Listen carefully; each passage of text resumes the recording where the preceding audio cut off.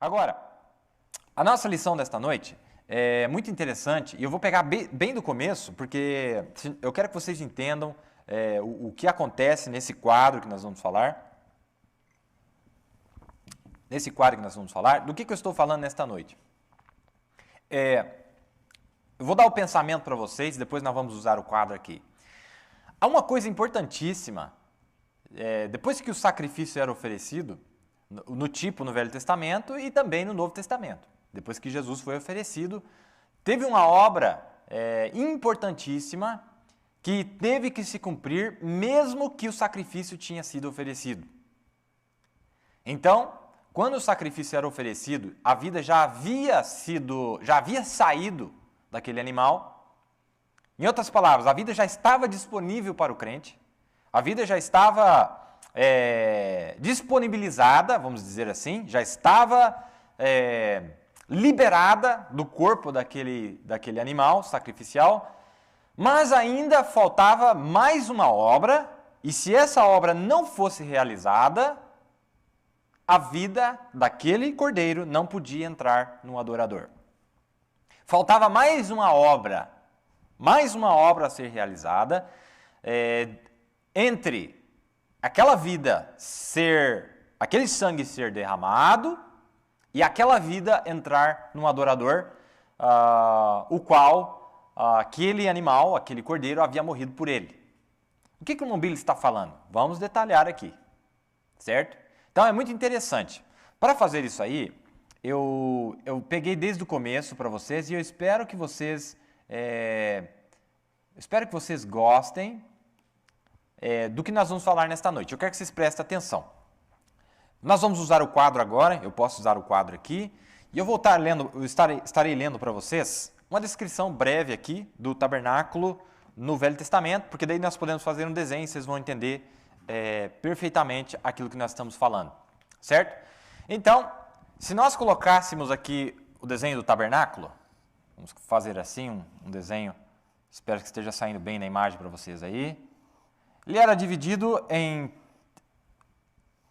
3 átrios. Aqui era o lugar santíssimo, aqui era o lugar santíssimo, aqui era o lugar santo. Vamos colocar aqui. Santíssimo. Depois aqui o lugar santo. E depois aqui o átrio exterior. Átrio exterior. Tem muitos detalhes que poderíamos gastar a noite inteira falando aqui, mas eu vou para o que nós queremos falar nesta noite. Tudo bem. Aqui fora tinha uma pia de bronze na entrada e aqui tinha um altar de bronze. Presta bem atenção. O que tinha aqui, os utensílios, o altar e a pia era de bronze, aqui. Mas por que era de bronze e o que acontecia aqui? Certo? Bom, aqui é onde se lavava o sacrifício e aqui é onde o sacrifício era morto. Aqui em cima deste altar de bronze. Certo? Depois que o sacrifício era morto, ele tinha que ser aceitável. E isso se demonstrava pelo fato de que ele era queimado. Queimava aquele animal, aquele sacrifício. E esse fogo que tinha aqui,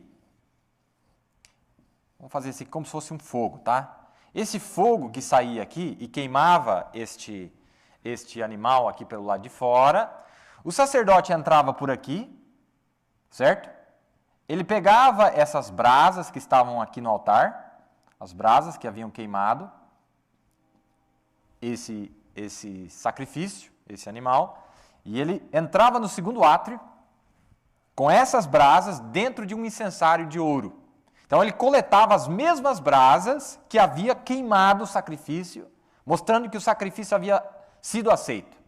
Mas olha a importância disso aqui, porque aqui fora estavam as pessoas. Aqui estavam as pessoas, vou desenhar um homenzinho aqui, e ele estava esperando o quê?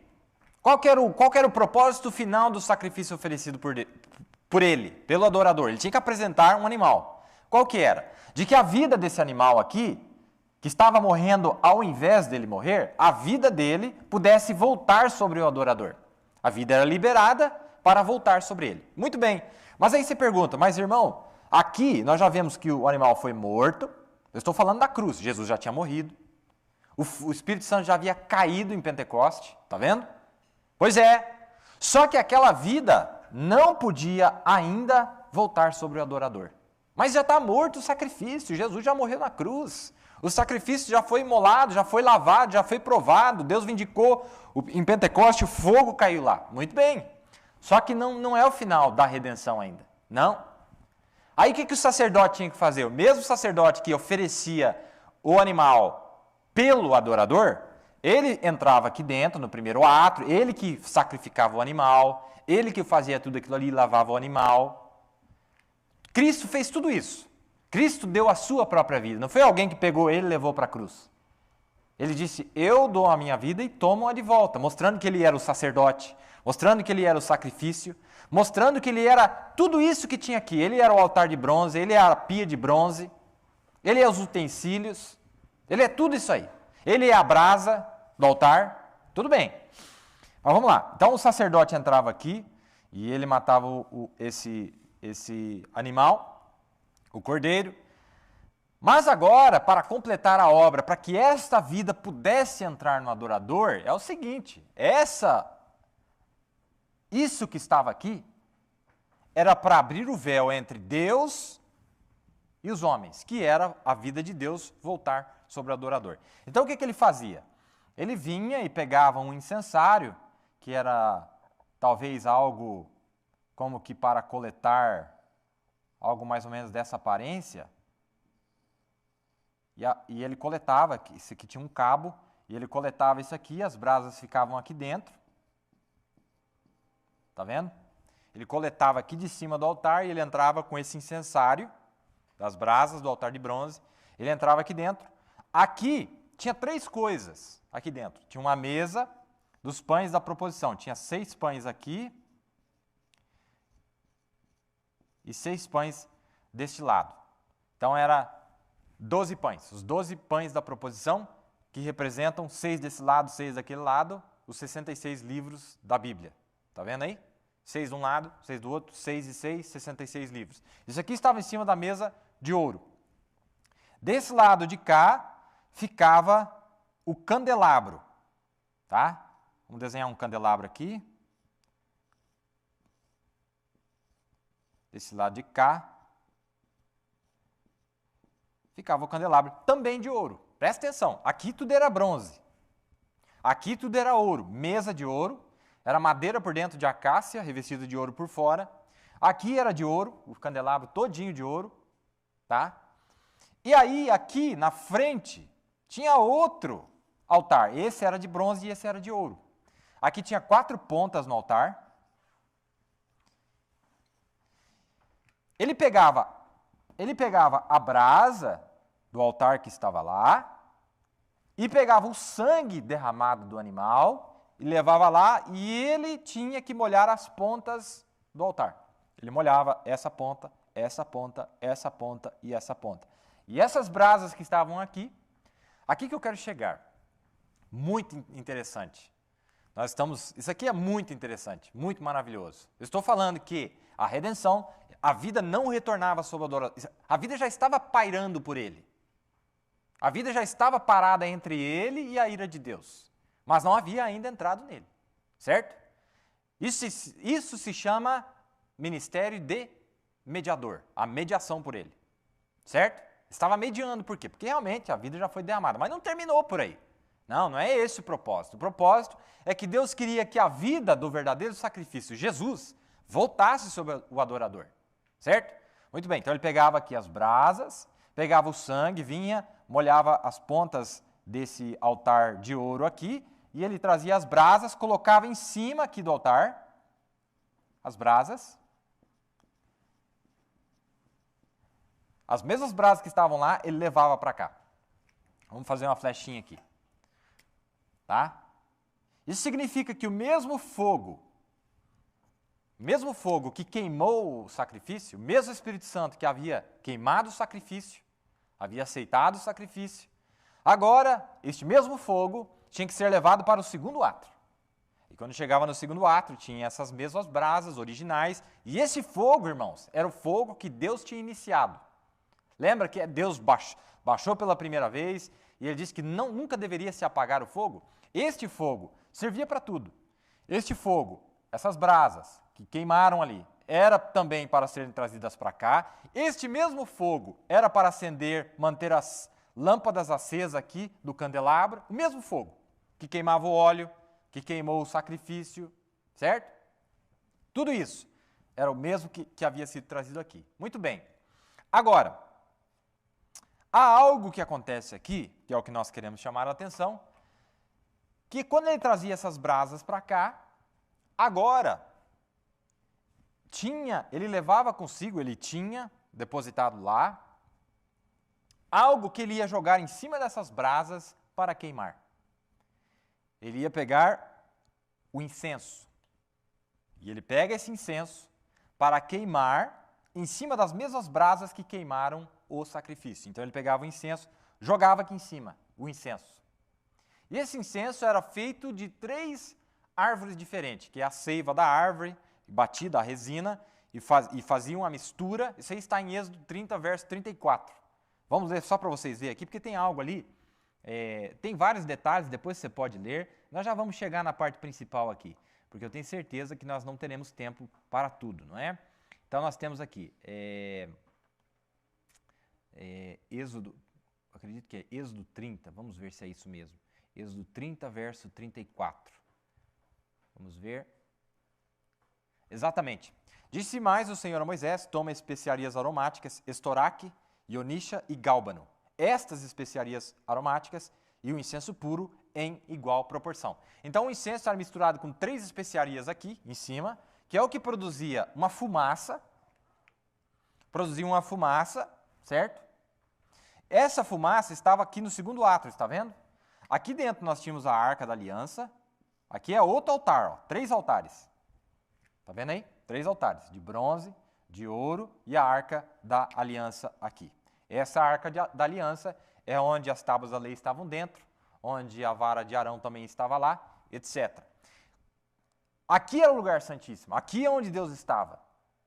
Agora, Deus tinha que examinar, ele tinha que testificar de que a vida que foi oferecida aqui, esta vida que morreu no lugar do adorador, tinha que ser aceitável a ele. Agora, aqui ele derramou sangue, ali ele pagou o preço, não é? Mas não é o final da obra ainda. O adorador não tinha direito ainda. Não, por quê? Porque agora ainda faltava tomar isso aqui. Em outras palavras, não tinha acesso à presença de Deus, ainda que o sacrifício estivesse derramado. Ele só estava mediando por eles, mas ainda não podia chegar aqui. Mas quando eles queimavam esse incenso aqui em cima do altar, o que acontecia? Essa fumaça gerada pela queima do incenso com essas especiarias aromáticas, dessas 3 árvores diferentes, essa fumaça aqui começava a invadir o lugar. Ia invadindo o lugar. E essa fumaça passava pelo véu que estava aqui na porta, entrava lá para dentro, e Deus sentia aquele cheiro suave, e ele sentia que aquele cheiro suave estava vindo sobre o fogo que havia vindicado o sacrifício. Certo? Então, quando ele sentia esse cheiro, agora sim, a vida estava vindicada e podia vir para o adorador aqui. Agora, nós estamos falando de algo que Deus fez nesta era. Algo que Deus está fazendo nesta era, porque depois vai acontecer algo. Presta bem atenção, vamos repetir mais uma vez. Então, aqui tinha as brasas do altar de bronze, onde tinha queimado o sacrifício, o Espírito Santo que cai no Pentecoste. Depois ele era trazido para o lugar santo, em cima do altar de ouro. Em cima do altar de ouro, queimava-se o incenso. Agora, esse incenso, com essas especiarias, você quer saber o que representa? Você quer saber o que é que chegava na presença de Deus? Você quer saber o que é que acontecia? Lá é um símbolo, não é? Mas o profeta fala sobre isso e eu acho que você vai gostar. Eu acho que você vai gostar. Aí você diz, Biro, mas que volta nós estamos dando aí? Não. Vale a pena você pegar a liçãozinha bem simplesinha, desde o começo, porque nós vamos entrar aqui falando sobre agora, a hora que nós estamos vivendo, falando sobre o que está acontecendo no mundo, falando sobre o que está acontecendo sobre as pessoas. Nós estamos parados entre os mortos e os vivos. Mas por que estamos parados entre os mortos e os vivos? Por que tem um sacerdote aqui, um sacerdócio, descendente de Arão, Eliezer, e ele está se parando entre os mortos e os vivos? Porque lá em Números 16 nós vamos ler algo tremendo que está conectado com o nosso assunto, que nós queríamos começar já alguns programas atrás, mas vamos realmente dar uma olhada nesses símbolos aqui. Vamos ver o que significa esse incenso. Bom, para começar, você lembra que os magos, quando eles vieram do Oriente, vieram do leste, para adorar a Jesus no oeste, o que eles trouxeram para Jesus? Eles trouxeram ouro, incenso e mirra. Não é verdade? Ouro, incenso e mirra. Muito bem. O profeta fala disso na mensagem, eu vou ler para vocês aqui agora. Presta bem atenção, nós já vamos voltar no nosso quadro ali. Calma lá que nós já vamos chegar em algum lugar, não se preocupa não, tá bom? Vamos lá então. Está aqui na mensagem a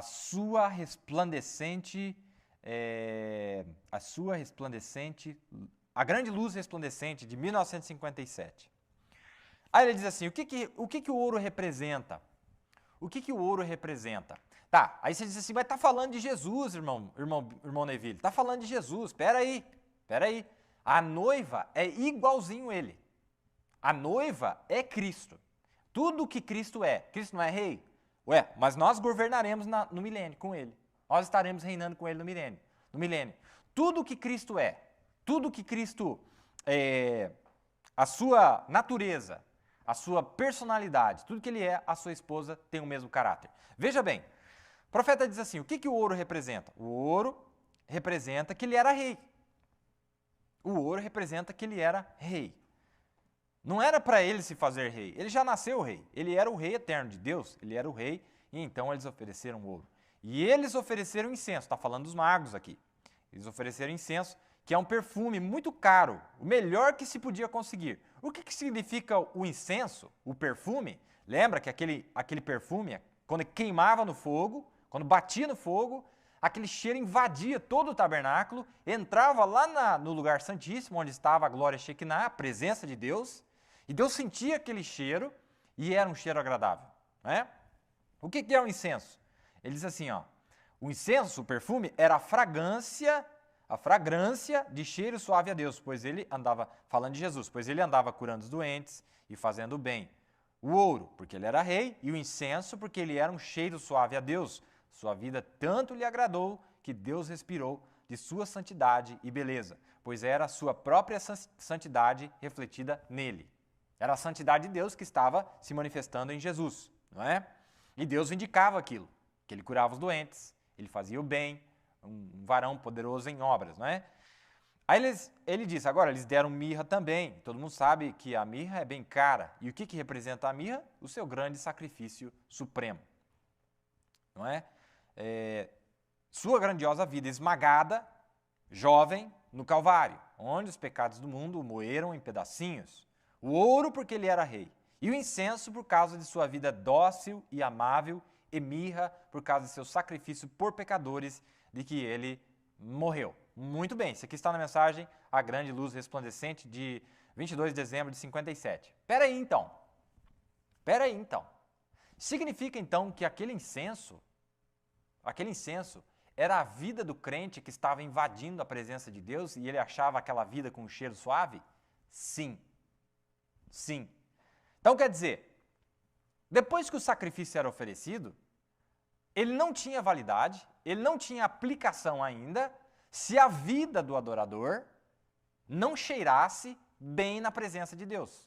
Se aquele incenso não chegasse na presença de Deus, ainda que a parte que Deus já tinha feito já estava oferecida, alguém já tinha pago o preço pelo pecado, mas ele não tinha feito antes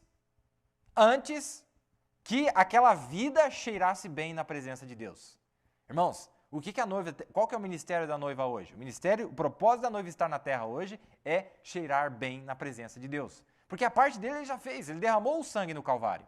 Ele pagou o preço. Ele deu evidências de que ele morreu. Mas falta cumprir-se algo. Algo falta cumprir-se ali. Falta o quê? A vida do crente. Eu não estou Jesus cumpriu a parte dele. Ele está falando de Jesus aqui. Ele saiu fazendo boas obras, curando os doentes. E os sinais seguirão aqueles que creem. Não é isso? Bom, quando nós cumprirmos esta parte da Escritura, toda a Escritura, então significa o quê? Que esta vida está chegando na presença de Deus, esta vida está chegando na presença de Deus como um cheiro aromático, aí sim é o final da obra da redenção. Você está entendendo? O que acontece aqui então, irmãos? O irmão Brando vai explicar mais detalhadamente para nós. Quando aquele sangue era oferecido lá atrás, foi lavado o animal, foi morto o animal, traz o sangue dele, coloca ao redor, nas 4 pontas do altar, mas agora faltava aquela vida dar um testemunho na presença de Deus, comprovando que realmente ela aceitou o sacrifício. Está entendendo? Comprovando que ela aceitou o sacrifício, porque aquele que aceita o sacrifício, ele dá sinais. Então, basicamente, o que nós estamos falando aqui é o acesso a Deus era aberto através da vida apresentada. Quando se apresentava a vida vivida, quando se apresentava algo autêntico da natureza de Deus na vida de alguém, isso significava que o acesso entre Deus na glória Shekinah e o sangue dele lá fora, agora se conectava. Deus estava recebendo não o sangue, porque o sangue ele aprovou, ele recebeu. Mas agora ele estava recebendo alguém que reclamava dizer que aquele sangue havia sido derramado por ele. Está vendo a diferença? Deus aceitou o sacrifício no Calvário, lá no primeiro átrio. Derramou o fogo, queimou o sacrifício, tudo aquilo aconteceu em Pentecoste. Mas agora a outra parte tinha que se cumprir agora Deus tem que aceitar as reclamações de alguém que disse que aceitou aquele sacrifício. Aí quando nós chegarmos em Apocalipse 8, você vai entender o que está acontecendo ali. Lá em Apocalipse 8 tem uma cena maravilhosa e eu estou passando tudo isso para ver se nós conseguimos chegar lá, não é verdade? Tudo bem. Então é isso que o profeta disse para nós. E mostrando que esses elementos, o ouro, a mirra e o incenso, é a vida de um verdadeiro crente. Quando Cristo está na vida de alguém, é isso que ele vai manifestar. Ele estará morto para si mesmo, não é? Completamente morto para si mesmo. Ele estará manifestando a vida de Cristo e ele terá domínio sobre todas as coisas, sobre todas as situações, sobre todas as circunstâncias. É disso que fala o ouro, domínio completo, não é? É disso que fala a mirra, estar morto completamente para si mesmo. E é disso que fala o incenso, que é uma vida suave, agradável a Deus, onde ele pode cheirar aquele sacrifício e falar assim, este aqui, aquele sacrifício está conectado com este aqui. O sacrifício está lá. Agora Deus quer saber quem é que está conectado com aquele sacrifício e quem é que não está. Aí quando você lê Número 16, lá houve a separação. Lá houve Deus deu uma vindicação e ele mostrou aqueles que estavam conectados com o sacrifício apresentado por Moisés e aqueles que não estavam conectados com o sacrifício. Não. Ainda que eles pegaram as brasas lá do primeiro átrio, levaram lá na presença de Deus, lá na entrada do lugar santíssimo, dentro de seus incensários, mas a terra mesmo assim se abriu e engoliu eles. Não, porque a vida deles, o sacrifício estava certo. Fundamentalmente eles estavam certos, mas a vida deles era caótica. Eles se levantaram contra o profeta de Deus, eles não creram no homem vindicado por Deus naquela hora. Muito bem, vamos ver mais o que podemos falar.